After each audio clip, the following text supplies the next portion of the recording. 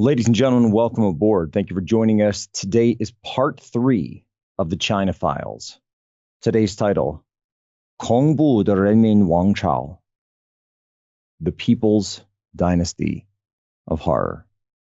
Where we last left off in our tale, Chairman Mao had just passed away. It was the height of the Cultural Revolution. Purges were happening all over the party and all over the country. Millions of people were dying. The pressure was on that if you weren't considered a true Maoist, you could be killed, you'd be persecuted to the point where you might even want to commit suicide before they came for you and your family. In the midst of all of this, Chairman Mao himself, the great helmsman, passes away. His body is later put on display at the mausoleum. And a new leader emerges to become the paramount supreme leader of the party, supreme leader of China, even though he never takes the title himself officially. And that man is the minuscule Deng Xiaoping. Now, Deng Xiaoping, he had been around in the CCP from the early days.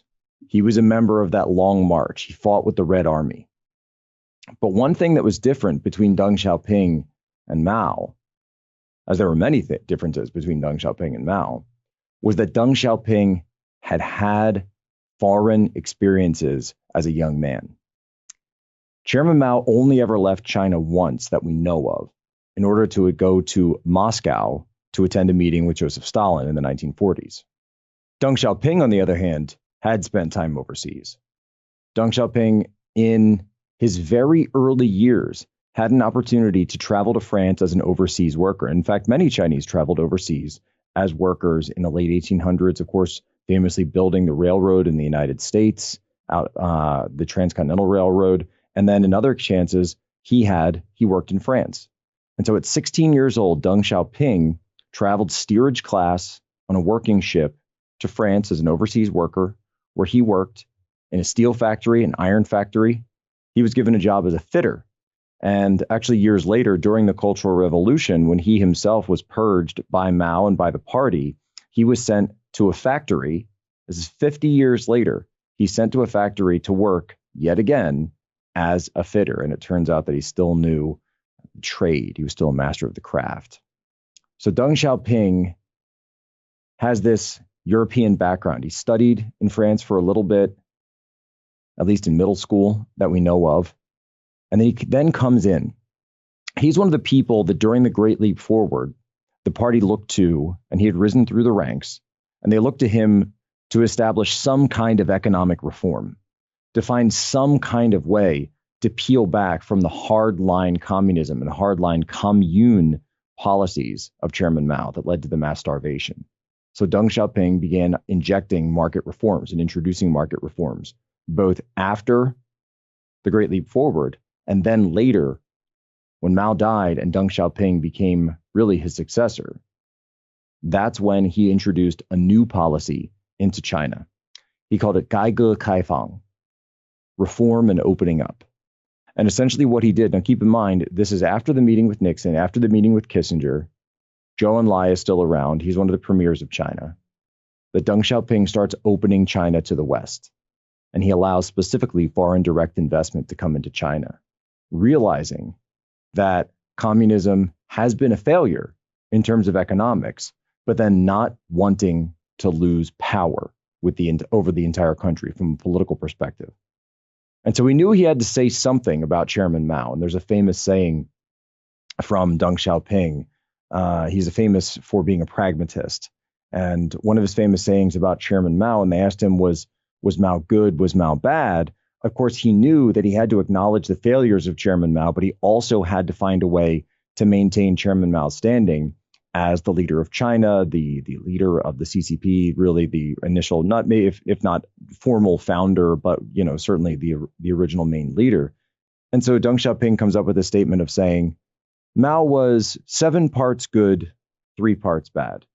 And that's still essentially the official narrative from the party when it goes to Chairman Mao. And then when Mao had passed away and Deng started introducing these market reforms into China, they asked him about this once, and they said, isn't this a form of capitalism? Isn't this the opposite of communism? What are you doing? And later on, this system is known as socialism with Chinese characteristics, 中华自治 and 社会主义和中华自治. And Deng responds, "It doesn't matter if a cat is white or black. It only matters if the cat catches mice." And so again, the same type of pragmatism that you would see as opposed to the ideological dogmatism of Chairman Mao, whereas Deng Xiaoping wanted China to become richer, wanted the party to become more powerful. But here's the difference. Here's the difference between him and, say, a Khrushchev. Here's the difference between him and a Gorbachev, was that Deng never wanted the party to lose power. And so as the country and as the CCP opened up more and reformed more, the 1970s rolled into the 1980s. And throughout the 1980s, remember, the USSR at this point, it's beginning to crack. The communist bloc is beginning to open. Thaws are happening between the CCP and the United States, but then also between the Warsaw nations. Berlin Wall, more and more protests, all throughout the 1980s. Reagan becomes president. Reagan and Thatcher, Pope John Paul II, they're fighting. They're going behind the Berlin Wall. Pope John Paul II goes to Poland, holds massive rallies. Worldwide communism is beginning to fall. And the power of communism over these areas is beginning to weaken. All of this comes to a head. And at the same time, Deng Xiaoping, he's out there preaching reform, opening up, reform, reform, reform. Well, students and youth throughout China start hearing this and they say, we don't just want economic reform. We want political reform. We want social reform. We want the freedoms that we've seen in the West. We want the freedoms that we've seen in the United States. We want the freedoms that are being denied to us. And this sparks off a movement as well. And in fact, some party leaders of the CCP back this new movement of political reform. One of those leaders ends up passing away, and a funeral is held for him in a place called Tiananmen Square in April of 1989. And the students flooded the square. They stayed there for months. And when we come back, I'll tell you what happened next. So it's April 1989. There's massive movement for social change across all of China, every major city. And one party leader in particular, not Deng Xiaoping, but a pretty high leader named Hu Yaobang, is championing these reforms. But Deng Xiaoping and the hardliners, the long marchers, they don't want this. They don't want any social reform. They don't want any reform at all like this because they want the party to always be the unchallenged head of all of China. So Hu Yaobang is forced to resign, but not long after his forced resignation, he suffers a heart attack and dies. Many of his supporters, many of the students, wonder, could he have been killed? Could something have happened to him? Like something happened to Lin Biao? What's really going on? So those students flood not just Tiananmen Square, but Shanghai, Chongqing, hundreds of thousands in Hong Kong, all over China. Remember, Hong Kong, by the way, had not been under Chinese rule at this time, not under the CCP rule at this time. It was still under British rule. Hong Kong never went communist. Hong Kong was always a British enclave, the same way that Taiwan never became communist because it was always under the nationalists after 1949. So you have to remember this. Hong Kong and Taiwan always stayed outside of communist China till later on with Hong Kong. So here we are. The students don't leave Tiananmen Square. The protests get bigger and bigger. They go on for weeks. The weeks turn to months. Now it's June, and it's still going on. And everybody remembers what happened. June 4th, 1989. The tanks rolled. in full view of Western cameras, because Deng Xiaoping and the leaders of the CCP saw a potential for a new civil war and a new revolution on their hands. And they themselves knew, as revolutionaries, what would happen if they allowed that movement to get off the ground. And so instead of giving it space, they crushed it. And they killed thousands of students, workers, and everyone else in that square of the Gate of Heavenly Peace, which is what Tiananmen means. The same gate where Chairman Mao, just 40 years before, exactly 40 years before, had commemorated the founding of the People's Republic of China. But in fact, at this point, their People's Republic had just become a new dynasty, a sort of red dynasty, one that was not willing to relinquish power to anyone. Now, an interesting story about all of this, Premier Zhao Ziyang. So CCP Premier Zhao Ziyang at this point actually became a supporter of the students, went down into the protests himself as a high-ranking member of the party and showed support to them, showed respect, listened to them. And for this, Zhao Ziyang was purged, of course, in the midst of these protests. However, because of his background, because of who he was, because of his leal service to the CCP in the past, and because he had so many internal supporters, he was put on house arrest. He was not executed. Zhao Ziyang spent the rest of his life recording 30 audio tapes that were then smuggled out of his house between 1999 and 2000. He actually had children's cassette tapes for his kids on an old audio player. And he would record over them with the little battery-operated radio that he had at his house. And the CCP guards never noticed what he was doing in there. What was he actually doing? He was secretly recording his memoirs. He was secretly recording what actually happened inside the CCP just prior to Tiananmen Square, as well as his take on everything that had gone on prior to it. He said in terms of that, I refused to become the general secretary who mobilized the military to crack down on students. In the final chapter of the book, which was later released in 2009 to commemorate the 20th anniversary of Tiananmen Square, Zhao Ziyang praised the Western system of parliamentary democracy and said that it is the only way that China could solve its problems of corruption and a growing gap between the rich and the poor. On Tiananmen Square, he said, by insisting on my view of the student demonstrations and refusing to accept the decision to crack down with force, I knew what the consequences would be and what the treatment I would receive. I knew that if I persistently upheld my view, I would be ultimately compelled to step down. On the night of June 3rd, when sitting in the courtyard with my family, I heard intense gunfire. A tragedy to shock the world had not been averted. And what was happening, after all?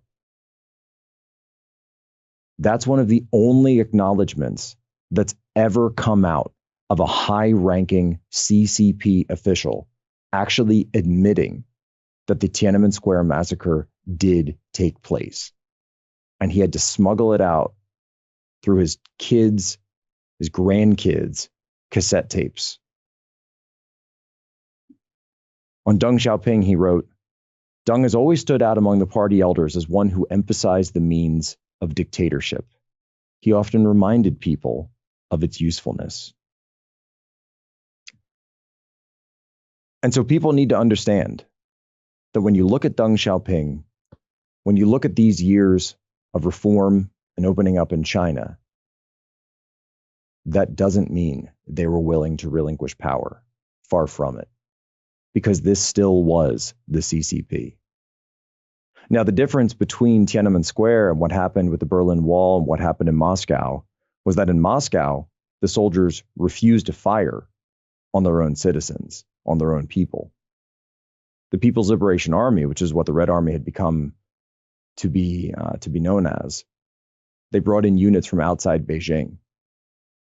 They told them that the whole thing was a Western plot and that they were there to take down China, and that the only way to save China was to destroy the students and destroy the movement where it stood. And that's exactly what they did. But that image of the tank man that did come out, cover Time magazine, that led protesters and gave them hope. And it sent hope behind the Berlin Wall, to East Germany, to Poland, to Russia, all over the communist world. And it was following the events of Tiananmen Square that communism itself fell across the entire globe. So after Tiananmen Square, the bloody cobblestone streets, communism is withering and dying across the world. But that's not what happens in China. No, not at all. Because just 1 month after the Tiananmen Square Massacre, the President of the United States at the time, George H.W. Bush, sends his national security advisor, General Scowcroft, on a secret mission to China. Now, George H.W. Bush, prior to becoming president, had been the CIA director. But prior to that, he had also been America's special envoy to China. It's true. And he'd always had big plans for China. He saw what was going on in the 1970s, and he looked at it through the lens of business and realized, why knock over the Chinese Communist Party when you could make them make a deal? Because the United States and the Western system, the Western world, could have destroyed the CCP at that instant. They had no power. We could have cut off trade. We could have done everything that we did to Russia when they invaded Ukraine, and China would have been finished, or at least the CCP would have been finished. They've been done for. But no. Because what George H.W. Bush and his successor Bill Clinton did throughout the 1990s was to form a new deal with the CCP, a secret pact. The CCP would continue opening up, and they would continue to be the leaders of China, and the West would support them the same way the West had supported the USSR in its early days and helped to industrialize the nation. The West would continue to industrialize China through their finances, through foreign direct investment, and in exchange, they would provide slave labor. In exchange, Western firms would be allowed to supply the capital, supply the intellectual property, but the goods that would be made for slave wages and sent all around the world. This was the birth of a system that today we call globalism. Globalism was born from the bloody cobblestones of Tiananmen Square. This is what the United States elites did as a response here. Now, there were a few things that the CCP asked for in return, one of which was tough. And it wasn't directly to Washington that they asked for this. It was to London. Because remember, before I was talking about Hong Kong, that massive, powerful, sprawling metropolis. It's actually a series of islands at the mouth of the Pearl River. The British had started it. It had been nothing before the British came. But Deng Xiaoping wanted it back. He said, if we're going to get this thing done, if we're going to get this whole deal done, we want it back. And they had already been in negotiations, even before Tiananmen Square, for this to happen. Deng Xiaoping said, we want to continue the negotiations. We want it back. And there were people who even said at the time that because Hong Kong had stayed capitalist throughout its entire existence, had never gone communist, that perhaps if Hong Kong were reintroduced to China. They called it one country, two systems, under the one country, two systems model. That all of China would open up, that China would become democratic and capitalist and everything would be free. When in fact, it was the exact opposite that happened. The West handed over Hong Kong, which the West had built. And where are we now? Hong Kong has been subjugated. Hong Kong's freedoms have been stolen. People trampled in the streets. Protesters disappeared. And the CCP is taking complete control and reneged on every single deal they made with the West. Because understand, when they make a deal with the West, it's not worth the paper it's printed on. Because the CCP doesn't see Westerners as people. They see them as lesser. They see them as merely a means to an end. And the CCP teaches that the 100 years between the Opium War of 1949 to the Opium War of 1849, all the way up to the founding of the People's Republic in 1949, that was called the century of humiliation. And that is why now, when the CCP has their target set on 2049, they want the following century to be the century of CCP ascendance. Not just in China, but around the entire world. And so Deng Xiaoping passes away in February of 97, doesn't actually get to see it. But on July 1st, 1997, the British flag goes down on Hong Kong. And the CCP's flag goes up. A CCP garrison is then formed and stood up of the People's Liberation Army, right down in Admiralty in central Hong Kong. The Chinese Navy begins patrolling the waters. They take sovereignty of Hong Kong. And then their eyes turn towards Taiwan. And they say they want that back too. Even though it had never been part of the CCP. It had never been part of CCP control. But this was the deal. The deal was the West and Western elites wanted to continue to maintain their slave wages and these deals so that cheap TVs, big screens could be sent over. Manufacturing would be outsourced to China. Who cares what happens to Detroit? Who cares what happens to the Midwest? Who cares what happens to the South? We're all going to be rich. And sure, we'll let the CCP, we'll make them rich as well. Doesn't matter. Because at the end of the day, that's all we care about, is selling products to gullible, stupid Westerners with their consumer mindsets. And so the CCP, in a sense, abandons communism, at least in terms of economic principles, but they maintain power. And they came up with a new strategy. And the new strategy would be to join with the West to build a global empire. But then once the West had built it, the CCP would take over. And just such a man, with that ambition and vision in mind, came and took over the CCP in the 2000s. We'll talk about him tomorrow. His name is Xi Jinping.